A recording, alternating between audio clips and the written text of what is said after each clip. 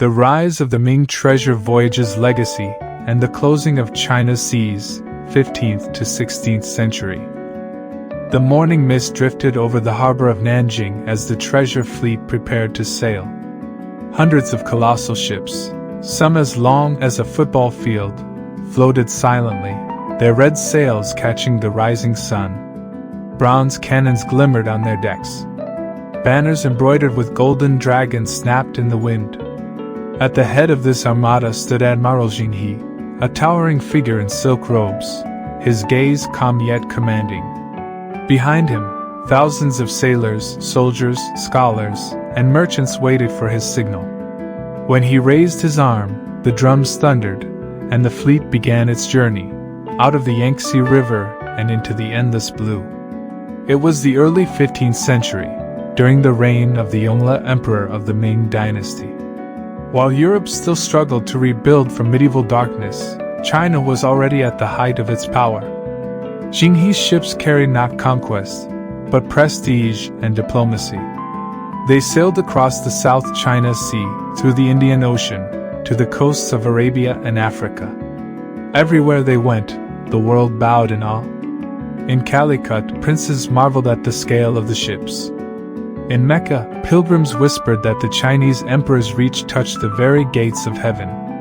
In the African city of Malindi, the local ruler sent a giraffe as tribute, believed by the Chinese to be the mythical qilin, a symbol of divine peace. Zheng He's voyages were not of plunder, but of presents. He brought gifts of silk and porcelain and returned with wonders, ivory, spices, and exotic animals. The emperor's message was clear: the Middle Kingdom has no equal. For 3 decades, these journeys projected Chinese power across the known world. Yet back in Beijing, the court began to change. After the Yongle Emperor's death, new ministers, Confucian scholars devoted to order and tradition, questioned the need for such vast expeditions. Why, they asked, should the dragon chase minnows across the sea? The fleets were expensive, draining silver and manpower. Pirates threatened the coast. And the scholars believed that true virtue lay in harmony at home, not glory abroad. When Zheng He died in 1433, somewhere in the Indian Ocean, his ships returned to port for the last time. The shipyards fell silent.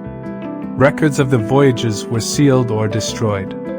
By imperial decree, China's great maritime era ended. While the Chinese withdrew behind their walls, another tide was rising. To the west, small wooden ships bearing the flags of Portugal and Spain began to sail those same waters. Within decades, Magellan would cross the Pacific, Da Gama would reach India, and the oceans that once belonged to Zheng He would belong to Europe. China turned inward, believing the world would come to her. But history rarely waits for those who stand still. Centuries later, rusted anchors and barnacled timbers would be all that remained of the treasure fleet, ghosts of an empire that had once ruled the seas not by conquest, but by grandeur.